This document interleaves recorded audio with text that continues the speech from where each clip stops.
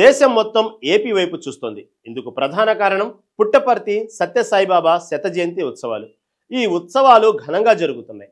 ప్రధాని, రాష్ట్రపతి నుంచి దేశంలోని ముఖ్యులైన ఆయన భక్తులు ఎంతో మంది వస్తున్నారు.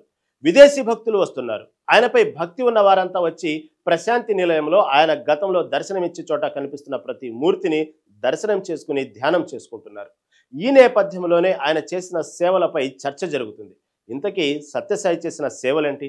కోట్ల విరాళాలు ఇచ్చిన వారెవరు?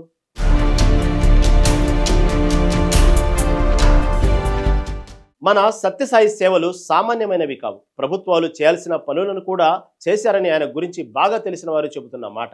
అయితే అనంతపురం జిల్లాలో దాదాపు 750 గ్రామాలకు తాగునీరు అందించిన శ్రీ సత్యసాయి తాగునీరు పథకం ఓ రికార్డు. అప్పట్లోనే 300 కోట్ల రూపాయలకు పైగా ఖర్చు పెట్టారు. పుట్టపర్తి, బెంగళూరు, వైట్ ఫీల్డ్ లోని శ్రీ సత్యసాయి సూపర్ స్పెషాలిటీ ఆసుపత్రులు గుండె, మెదడు, కిడ్నీ, కంటి శస్త్రచికిత్సలు ఒక్క రూపాయి లేకుండా చేస్తున్నాయి. గత 15 ఏళ్లలో ఈ రెండు ఆసుపత్రుల్లోనే 35 లక్షల మందికి పైగా ఉచిత వైద్య సేవలు అందాయి. శ్రీ సత్యసాయి విద్యావిహార్ వ్యవస్థ కింద భారతదేశంలో 100కి పైగా పాఠశాలలు, ఆంధ్రప్రదేశ్లోని ప్రశాంతి నిలయంలో ఉన్న శ్రీ సత్యసాయి ఉన్నత విద్యా సంస్థ ఉచితంగా నాణ్యమైన విద్యను అందిస్తున్నాయి.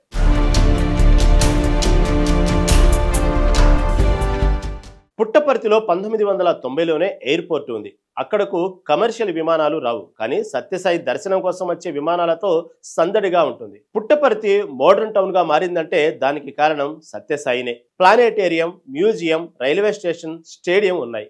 సత్యసాయి ఎప్పుడు విదేశాలకు వెళ్ళలేదు. ఒక్కసారి మాత్రమే ఆఫ్రికా వెళ్లారు. అయితే బెంగళూరు వైట్ ఫీల్డ్ ఆశ్రమంలో ఉండేవారు, లేకపోతే పుట్టపర్తిలో ఉండేవారు. అయినా ఆయనకు ప్రపంచవ్యాప్తంగా భక్తులు ఉన్నారు.